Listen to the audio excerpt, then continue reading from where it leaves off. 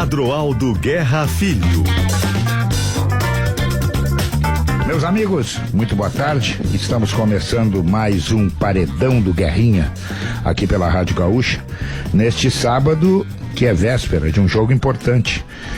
Um jogo não, vários jogos importantes, mas importante para o Internacional e para o Novo Hamburgo, que amanhã se enfrentam aqui no Vale dos Sinos, e o Novo Hamburgo não pode mais perder pontos. O Internacional precisa ganhar pontos, mas isso é papo para amanhã, né? Porque hoje eu trago aqui um entrevistado internacional.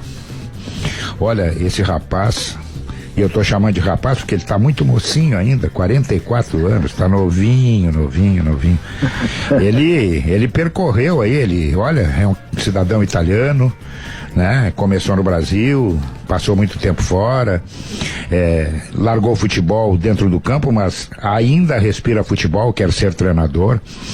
O Adailton, quem é que não se lembra dele? Um habilidoso jogador, fez nome, ficou muito pouco tempo por aqui, porque chamou a atenção dos compradores e acabou indo embora. Passou, olha, 16 anos na Itália, é tempo que não acaba mais. Adailton, que prazer, rapaz, te receber aqui no Paredão neste sábado, e eu acho que nós vamos ter um papo maravilhoso. O prazer é todo meu, realmente é uma honra estar no teu programa. Eu que comecei aqui te vendo trabalhar, sempre admirei o teu trabalho, e hoje voltando, né, um pouco mais maduro ao Brasil, e fazer parte do teu programa, conversar contigo é sempre um prazer, realmente uma honra para mim. Obrigado. Então, vamos lembrar o seguinte: tu começou menininho, como todo menininho do colégio, se destacando, chamou a atenção de alguém, te pegaram e te levaram pro Juventude para te fazer teste, e tu já ficou? Olha, foi mais ou menos isso, mas não foi bem assim, porque na verdade eu comecei, sempre me destaquei, eu sou de Santiago, então sempre me destaquei lá, tudo, mas nunca, naquela época tinha poucos olheiros, essas coisas assim, então tinha poucas possibilidades de sair. Eu acabei vindo para Caxias, para o Juventude, para fazer um teste. Na verdade eu vim para estudar. Eu vim morar com uma irmã minha, com meus irmãos, né, que moravam aqui em Caxias, que tinham vindo para trabalhar, e eu vim morar com ela e estudar, e pensando em faculdade, que Santiago na época não tinha. E nesse meio tempo aí entre estudar, eu disse, mas tem outra coisa que eu gosto, e que é jogar bola. Eu vou tentar fazer à tarde alguma coisa para ocupar o meu tempo do período da tarde, já que eu não tinha nada para fazer. Acabei fazendo teste no Juventude e passando. E dali começou um percurso bem rápido para mim, né? Porque eu comecei com 15 anos, era infantil, já passei para juvenil, no ano seguinte já estava no júnior, e de repente acabei os estudos, e a faculdade ficou de lado, e a carreira do futebol tomou a frente na minha vida, e daí que eu fui seguindo. Então, realmente assim, ninguém me viu. Eu me apresentei no Juventude, na verdade. Isso foi em 95, né? Não, isso foi em 92, né? Não, no profissional. 95, no profissional, 95. No profissional foi em 90. Eu já fazia parte do grupo de 94, que ganhou a Série B, mas acabei realmente jogando em 95, no primeiro ano de Série A do Juventude. Foi ali realmente que eu me firmei na equipe principal. E aí tu acabou indo para Campinas? Aí eu joguei 95, 96 no Juventude. 97 eu fui pro Guarani, que na época o Guarani era um clube que investia bastante em jovens, fazia bons campeonatos brasileiros. E o Geninho tinha sido meu treinador aqui no Juventude, foi pro Guarani e me chamou para ir para lá. E aí eu acabei em 97 indo pro Guarani, fiquei bem pouco tempo, porque daí eu ia sempre para as categorias de base, para a seleção, e depois do Mundial, que foi em junho, eu acabei indo para a Itália, né?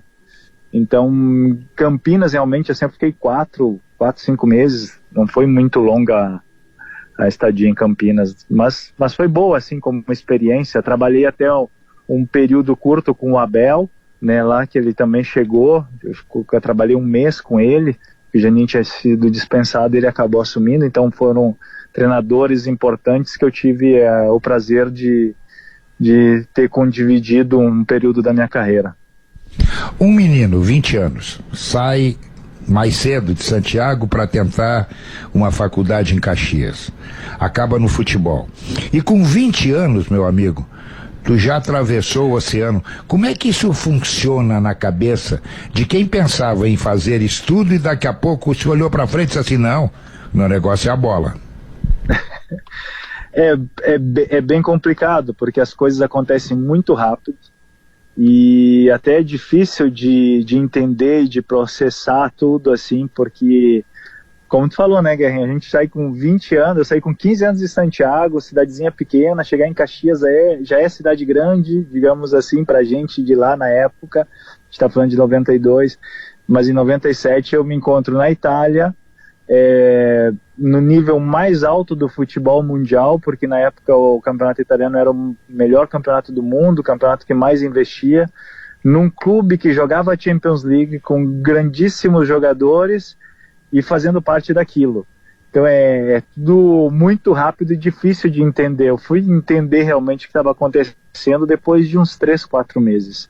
Demorou uns 3, 4 meses para eu entender tudo aquilo que estava acontecendo ao meu redor e que realmente a minha vida era o futebol profissional, né? Porque antes vai jogando, a gente é novo, tá entendendo o que está acontecendo, e as coisas estão acontecendo, mas até o momento de entender realmente todo o contexto, acho que demorou assim, uns 3, 4 meses que eu estava ali na Itália, no Parma, quando passei a me aceitar quase assim como jogador de alto nível e entender que eu não estava ali por acaso, mas porque tinha alguma coisa que eu apresentei, né, alguma qualidade que me valeu a oportunidade de estar ali jogando o campeonato italiano, a Champions League e todos os campeonatos internacionais.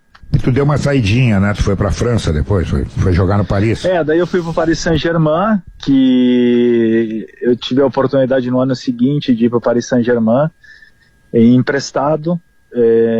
Foi um ano mais ou menos, assim, porque quem me quis lá foi o Ricardo Gomes, só que quando eu cheguei o Ricardo já tinha brigado com o presidente, ele saiu antes do início da temporada, chegou um outro treinador, o Alain Giresse, e ele já trouxe alguns jogadores que ele gostava mais, então eu tive alguns conflitos com ele no início. Foi meio complicado os primeiros meses ali no Paris Saint-Germain. No final, ele acabou saindo, as coisas começaram a melhorar no final para mim. O Paris Saint-Germain até queria fazer a opção da compra valer, né? Eles queriam me comprar do Parma na época, só que, como tinha sido um ano meio difícil, coisa assim, eu decidi voltar para a Itália, como sempre pensando no campeonato italiano como um campeonato importante e tudo. Então acabei decidindo de não permanecer no Paris Saint-Germain, foi uma escolha minha, e voltar para a Itália e jogar o campeonato italiano da Série A de novo. Então foi um ano particular, mas foi bom como uma experiência, conheci uma cultura nova, vivi numa cidade maravilhosa, aprendi muita coisa em Paris, mudou meu modo de ver as coisas, né? Eu tinha 21 anos, então ter toda a disponibilidade, a cultura, o modo de viver de uma cidade como Paris dá um passo gigante na vida da gente, não só no campo, né, porque jogar no Parque do Príncipe todos os domingos é fantástico, é sempre 40 mil pessoas, então tem toda aquela experiência dentro do campo, mas tudo que Paris te oferece fora do campo em termos culturais também foi muito bom para meu crescimento como pessoa. Bom, aí não ficou em Paris, voltou para a Itália, foi para o Verona. O Verona foi o clube que mais te marcou, porque foram 7 temporadas e 50 gols, Adailton. É gol, hein? Sim. Foi um clube que me marcou bastante, né? Um clube que realmente fez a maior parte da minha história dentro do campeonato italiano. Eu vou até hoje, eu vou em Verona, os torcedores ainda me reconhecem como um jogador importante da história do clube, e isso é extremamente gratificante. Foi o clube que realmente mais me marcou. Eu tive a sorte, eu digo sempre sorte, e o prazer de ter jogado em grandes clubes, né, e clubes onde eu sempre marquei, e isso para mim foi importante, porque eu voltei em todos eles e sou recebido sempre como alguém que deixou alguma coisa positiva. E isso para mim foi muito importante em todo o período que eu passei como jogador. Mas o Verona, com certeza, é o clube que mais me marcou, a cidade, os torcedores, e pelas temporadas, me identifiquei muito com o clube. Com certeza. Aí, apesar de ter feito tanta coisa boa no Verona, o Genoa te contratou e tu também conseguiu colaborar tirando o time da Série B e levando para a Série A. Porque o Genoa já faziam 13 anos, se não me falha a memória, que não jogava a Série A do Campeonato Italiano. É um grande clube na Itália, grande torcida e tudo. E eles tinham esse grande desejo de retornar. E aquele ano foi uma Série B muito particular na Itália, porque a Juventus tinha sido rebaixada pela questão do extracampo deles, então ia ser uma Série B com Genoa, com Bolonha, com Napoli, com Juventus, Brescia, Lecce, clubes que eram habituados a jogar na Série A, então ia ser muito competitivo. E o presidente do Genoa me ligou e falou que queria montar um time já com a ideia para a Série A, que o clube tinha que subir, era o ano certo. E eu falei com o treinador, que na época era o Gasperini, estava começando, né? E ele falou como ele queria jogar, e eu me identifiquei muito com a ideia do jogo que ele queria propor. E daí eu aceitei a proposta e foi ótimo realmente, porque a gente conseguiu levar o time para a Série A aquele ano. Foi a única, porque na Itália sobem os 2 primeiros e do 3º ao 6º lugar faziam os playoffs para subir mais um. E só que aquele ano tem uma regra que se o 3º chegar a 10 pontos do 4º, não tem o playoff. Foi o único ano que isso aconteceu na Itália. Nós, Juventus e Napoli, subimos direto, sem ter os playoffs, então a gente fez um campeonato extraordinário. Nós fomos eleitos o melhor campeonato da Itália entre Série B e Série A, o melhor time em termos de jogo da Série A e Série B, então a gente realmente fez uma coisa extraordinária, e isso marcou muito o torcedor genoano, e para mim marcou a minha história, porque fazer parte de um clube no momento em que ele fica muitos anos fora da Série A, poder levar de novo esse clube a fazer parte da Série A, do Campeonato Italiano, marca bastante. É quase um título, né? É um título. É o título, claro. Claro. É o título, consegue. Porque um torcedor, eu penso num grande clube que o torcedor fica 13 anos esperando de participar do grande campeonato. É um clube que leva sempre 25, 30 mil pessoas no estádio, na Série B e na Série A igual, e esses torcedores não vê o time jogando a Série A por tanto tempo. Quando tu faz parte daquilo e conviver o dia a dia, porque a gente convivia o dia a dia do torcedor dentro da cidade, é uma cidade que vive muito futebol, então a gente se identificou muito com os torcedores naquele ano ali, a gente conversava com os torcedores acreditavam muito, vinham nos treinos, então teve uma ligação muito grande entre os jogadores e torcedores, e eu te digo, de toda a minha carreira, foi o melhor ano dentro de um vestiário que eu vivi. A gente tinha um grupo unido, um grupo identificado com o clube, com o torcedor e com a cidade, então a gente era muito dentro de levar aquela coisa realmente, não só por nós, porque é a nossa profissão ganhar e alcançar os objetivos, mas pelo torcedor, pela camiseta do Genoa, pela história do Genoa. Então foi um ano assim que a gente viveu um ano inteiro assim de muita união, muita alegria, foi muito bom. Esse ano foi realmente marcante na minha vida. Mais um passo importante ainda dentro da Itália, o Bolonha. Bolonha, esse foi um outro clube que vivia mais ou menos a situação do Genoa, né? Eu no início eu não queria ir, imagina, porque eu tinha acabado de conquistar a Série A para o Genoa, e eu disse, eu quero passar com esse clube aqui essa experiência. Comecei a temporada no Genoa, e o Bolonha já fazia alguns anos também que estava na Série B, querendo subir. e fez a mesma proposta que o Genoa fez para mim. Olha, a gente quer montar um time já de Série A e tu vai ser um jogador que vai levar a gente de novo para a Série A. No início eu recusei, mas a proposta no contexto geral de alguns anos, eles me convenceram. Mais uma vez, o presidente, treinador, a gente teve uma conversa importante e eu conversei com o presidente do Genoa. Ele não queria que eu saísse, mas ele entendeu a situação, né, porque eu já estava ali com 32 anos, e então ele entendeu uma situação que também tinha uma situação econômica importante do Bolonha, e eu encarei essa nova aventura assim, de tentar de novo levar um outro grande clube para a Série A, e graças a Deus a gente conseguiu. Ali a gente fez também um campeonato extraordinário, de novo levar um clube para a Série A, um grande clube. São clubes que já ganharam 7, 8 campeonatos italianos, então são clubes que têm uma história realmente importante dentro do campeonato italiano, e eu fiz parte daquilo, e depois com eles eu joguei mais alguns anos na Série A, e foram anos ótimos também na Série A. Eu tive o meu melhor ano com certeza na Série A com o Bolonha, que eu fiz um ano extraordinário.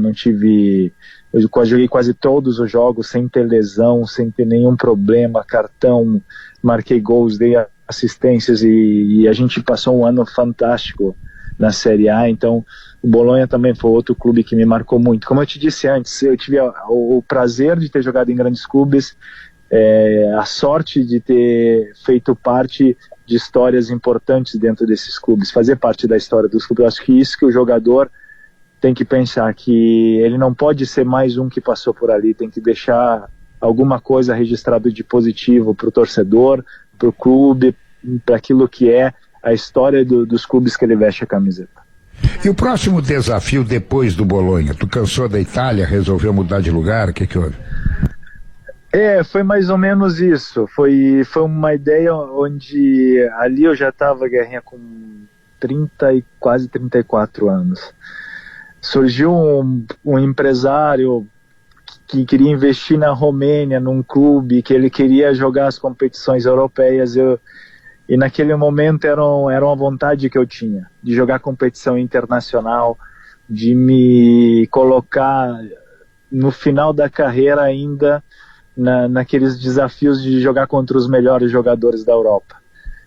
E ele me convenceu de ir para lá, que a gente poderia alcançar. A gente não conseguiu chegar a jogar a Champions League, mas nós jogamos a Europa League, fomos bem nos 2 anos de Europa League que jogamos, e não fomos campeões os 2 anos do Campeonato Romeno por 1 ponto, mas foi uma experiência positiva, porque redimensionou algumas coisas assim na minha vida, me preparou um pouco para o final também da carreira. E não era bem a minha intenção, né, ter escolhido de sair da Itália, mas aconteceu essa situação toda, e a gente tem que aproveitar e tentar tirar tudo que tem de bom. Eu acho que foi bom ter competido de novo. A gente jogou contra Lazio na Europa League, joguei contra o Sporting de Lisboa, jogamos contra o Twente da Holanda, contra o Fenerbahçe da Turquia. Então tiveram clubes importantes assim. Voltar a disputar as competições internacionais era uma coisa que eu sentia falta depois dos anos que eu tive no Parma e no Paris Saint-Germain. Voltar essas competições internacionais no final da carreira foi muito bom, foi gratificante para mim, assim. Depois da Romênia, passou no banco, olhou a conta bancária e disse: olha, tá feito o salário, vou voltar pro Brasil. Não, mas muito, um pouco isso, né? Mas muito justo, tanto tempo fora, é tempo para fazer o pé de meia, porque a carreira é rápida. E aí, voltar pro Brasil, o Juventude é o escolhido, é lá que eu vou fechar minha conta. Foi mais ou menos. Na verdade, eu tinha já decidido de parar e não tinha pensado nem em voltar a jogar no Brasil. E acabou a temporada lá, eu fiquei uns 2 meses ainda na Itália para resolver alguns problemas. Meu primeiro filho acabou nascendo lá, Mas a gente sempre com a ideia, tanto eu, minha esposa, depois com o nascimento do filho, vamos voltar para o Brasil, muito tempo, a gente está cansado, queremos estar perto da família, tudo, a gente decide de voltar. E o Juventude fazia um tempo que estava na Série D, estava difícil a situação do Juventude, e um conselheiro, amigo, encontrou o meu irmão aqui em Caxias, conversou com ele e falou, vamos trazer, quem sabe o Adailton dá uma mão pra gente tem que sair dessa situação. E eu fui conversar com o presidente, era o Demore na época, e a gente foi conversando. Eu disse, olha, Demore, na verdade eu quero ajudar e retribuir o que o Juventude me deu. O Juventude me deu a oportunidade de ser o que eu sou hoje, como atleta, como pessoa, tudo que eu conquistei, o primeiro passo foi dado aqui dentro. Então nada mais justo que eu dar o último passo aqui dentro. Então vamos entrar num acordo. Não tenho pretensões de grande coisa, quero entrar num acordo com o clube, para ver o que o clube realmente pode. Que a gente vai encontrar uma situação, porque eu quero ajudar. Estou aqui para ajudar o Juventude. E foi ali que a gente acertou, e eu fui trabalhando ali dentro do Juventude. Eu acho que fiz um trabalho mais dentro do vestiário. Na época tinha o Lisca, que estava ali. O Lisca era muito explosivo, às vezes tinha algumas situações dentro do grupo e a gente conseguia controlar ali dentro com um pouco de experiência.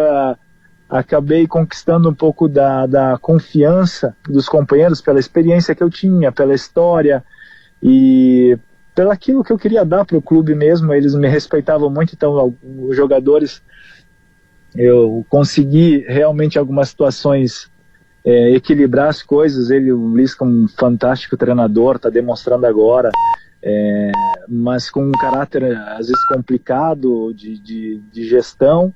Então alguns jogadores sentiam um pouquinho essa situação, mas a gente conseguiu realmente equilibrar ali, ajudar o clube. No final nós fizemos um bom campeonato gaúcho, perdemos a final para o Inter, fomos na Série D com o objetivo de subir, conseguimos o acesso para a Série C, que eu acho que o Juventude precisava muito, e dali começou. Eu digo sempre que tudo começa com o primeiro tijolo, com o alicercezinho, e eu acho que aquele acesso ali é o começo do que levou o Juventude a retornar hoje para a Série A do Campeonato Brasileiro. Então, eu encerrar minha carreira dentro do clube que eu comecei, ajudando o clube a retomar um caminho de vitórias, de projeção e tudo, para mim, o melhor jeito que eu poderia ter terminado a minha carreira dentro do clube.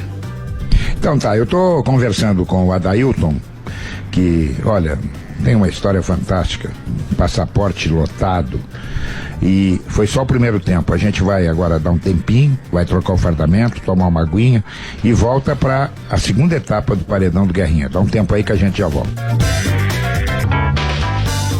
Estamos de volta com o Paredão do Guerrinha deste sábado. Eu estou conversando com o Adailton, que fez história no futebol brasileiro, né, nos seus primeiros passos, depois de história na Itália, jogou no Paris Saint-Germain, jogou na Romênia. Bom, a bola dentro do campo parou para correr atrás dela, eu quero dizer. O que o Adailton pensa da vida? Quer continuar no futebol, quer ser treinador, está preparado para isso, já vislumbrou que vai ser no Brasil, não vai ser no exterior? O que passa nessa cabecinha? Não, essa é uma coisa que nos últimos anos de jogador já estava crescendo. A ideia de treinar, de ser treinador, de continuar no mundo do futebol de uma forma diferente, mas sempre no campo. E foi crescendo com o passar do tempo, e hoje é grande dentro de mim, e eu pensei muito em trabalhar a minha parte de aprendizado. Então eu voltei para a Itália em 2017, fiz as licenças da UEFA, então me preparei lá, que eu acho que é uma escola muito boa, uma das melhores do mundo, no meu ver, né, como aprendizado.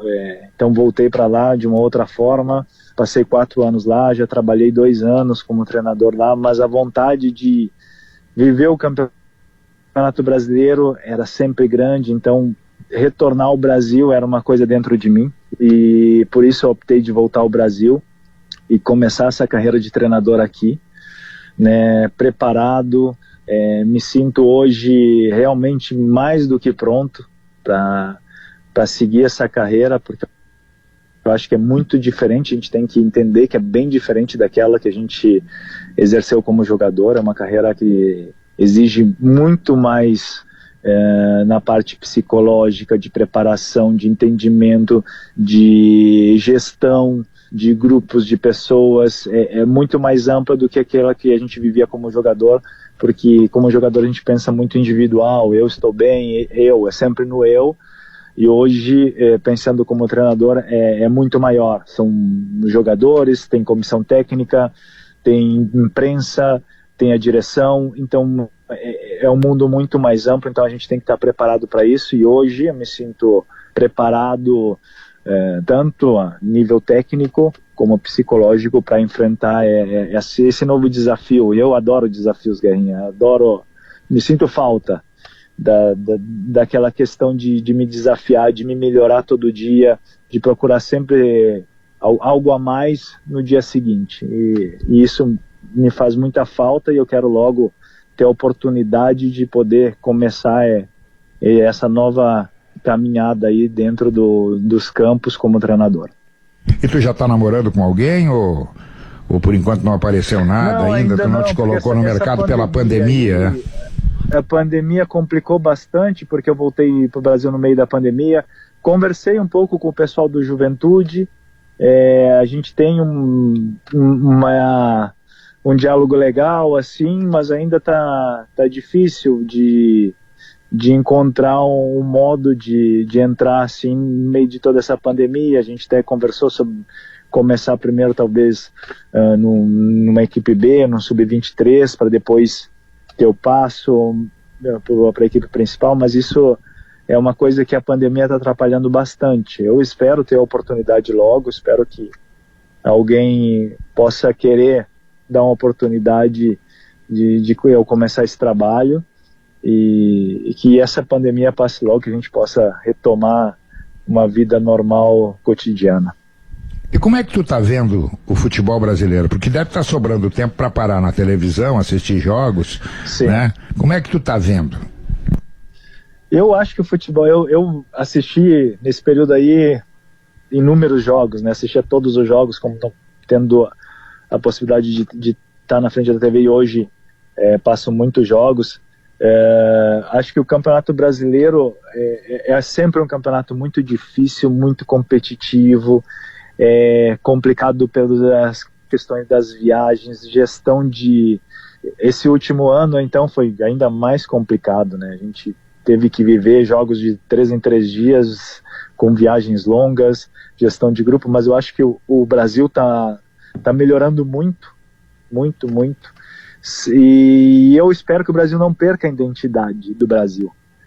Porque eu acho que às vezes, eu que vivi a Europa, acho que às vezes o Brasil está querendo copiar demais o que se faz na Europa, mas lá é uma coisa, o Brasil é outra. A gente não pode misturar tudo e fazer o que faz lá aqui. A gente tem que realmente tentar entender o que pode ser utilizado aqui dentro do que é a cultura do futebol brasileiro, do jogador brasileiro, da situação do Campeonato Brasileiro. Eu acho que esse entendimento que ainda nós temos que ter aqui no Brasil, e essa vai dar uma evolução maior no Campeonato Brasileiro. Acho que tem muita qualidade.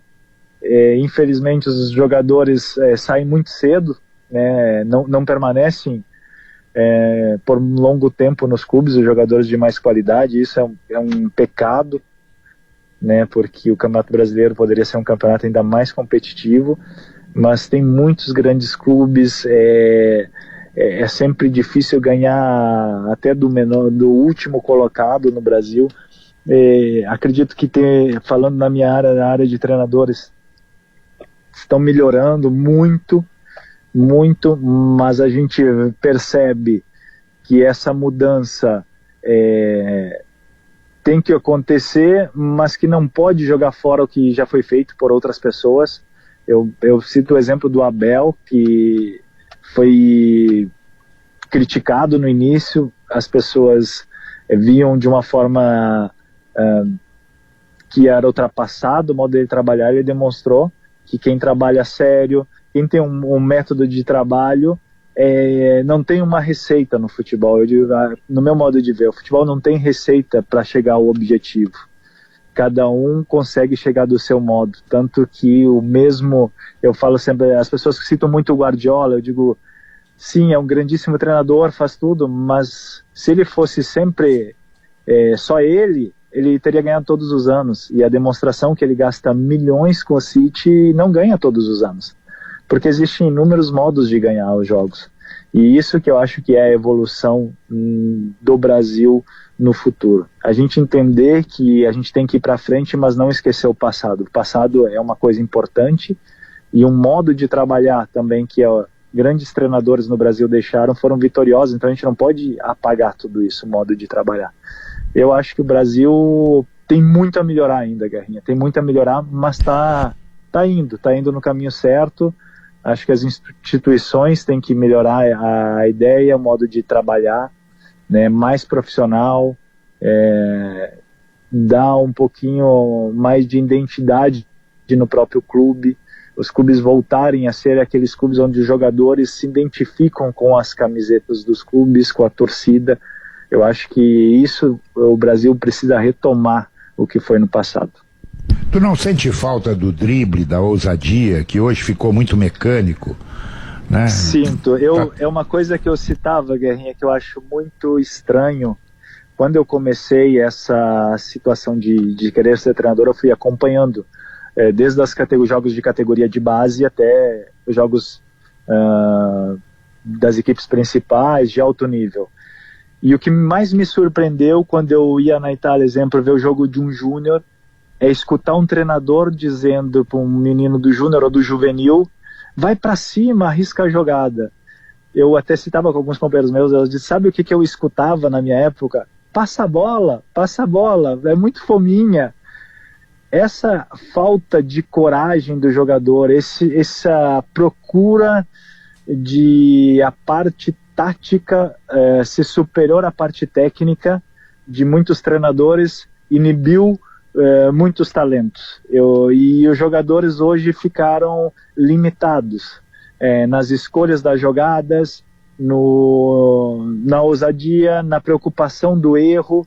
Eu acho que hoje o jogador é tão preocupado com o erro que ele não quer fazer nada de diferente, ele não quer arriscar nada porque ele vai ser cobrado pelo treinador ou por uma coisa ou por outra. Eu vejo de uma forma diferente. Eu quero cobrar os meus jogadores pela falta de iniciativa, não por pegar uma iniciativa tomada no momento e uma escolha de jogada, porque as jogadas podem ser certas ou erradas, depende do êxito final.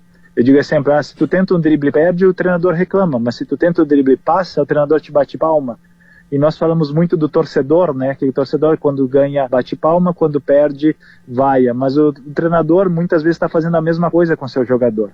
Está criticando quando não passa pelo adversário com dribbling e aplaudindo quando passa. Então tem que entender melhor isso. O jogador tem que entender, ele tem que ter a liberdade de tomar as decisões. Eu acho que a decisão final dentro do campo é sempre do jogador. O treinador tem que só colocar ele em condições de ter opções.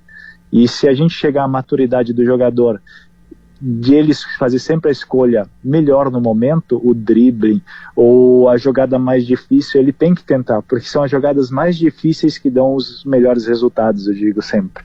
Porque é muito difícil fazendo aquele joguinho, eu digo de escolinha, né? Passa, domina, muito difícil hoje em dia entrar dentro de algumas defesas, fazer gols. O que faz o gol é a jogada, é a velocidade de uma jogada, é um dribbling, é uma bola tentada num espaço que parece que não passa, mas no final o jogador consegue fazer passar. E quanto mais confiança o treinador transmite ao jogador, mais ele vai fazer essas jogadas, mais vezes ele vai acertar. E eu acho que isso que eu estava falando antes, que o Brasil não pode perder a identidade, porque essa é a identidade do jogador europeu. O jogador europeu se concentra muito na parte técnica, do passe, do chute, mas ele tem pouca imprevisibilidade. E eu acho que o brasileiro era superior sempre nisso, ser imprevisível. porque inventava uma jogada. Eu acho que nós não podemos esquecer isso, né? Muito pelo contrário, temos que retomar isso no futebol brasileiro, que fez o futebol brasileiro ser vencedor. O futebol brasileiro ganhava, nós éramos copiados pelos europeus.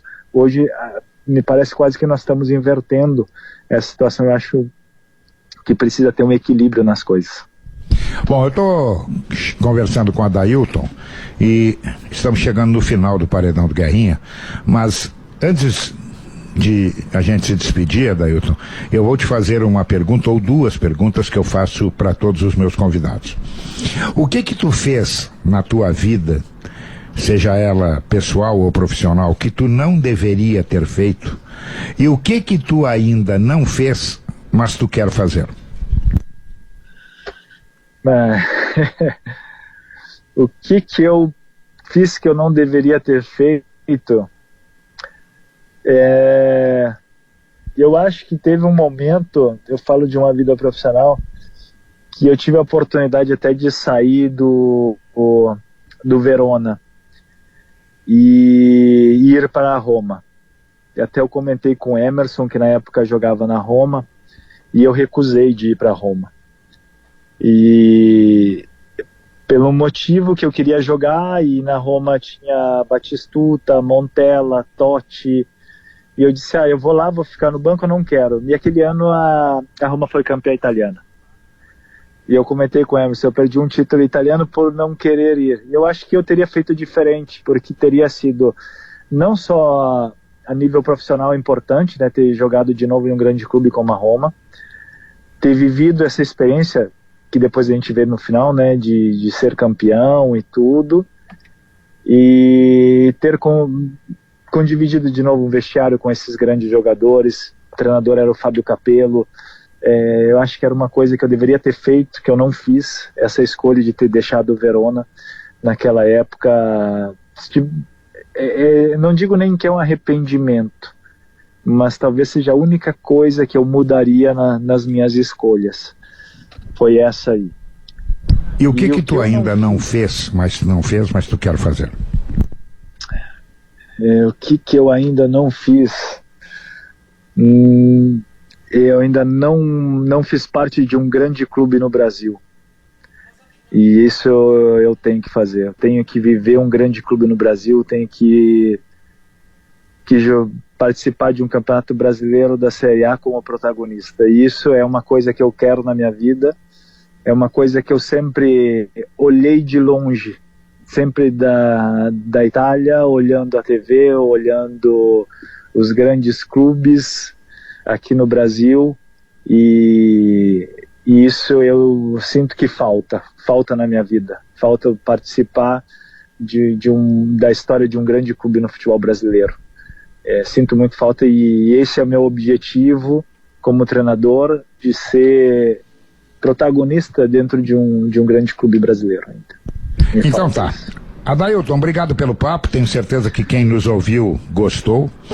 Eu e todos vamos seguir na torcida para que apareça logo aí uma oportunidade para te mostrar o teu trabalho, o teu conhecimento, e eu tenho certeza que depois que entrar no circo, tu vai virar o artista principal. Parabéns, obrigado por tudo, e a gente se encontra por aí.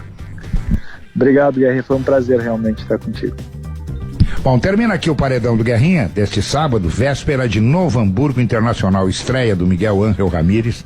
Os dois precisam do resultado e você vai ficar sabendo de tudo, sabe aonde? Aqui, na Gaúcha. O Paredão volta sábado que vem. Tchau.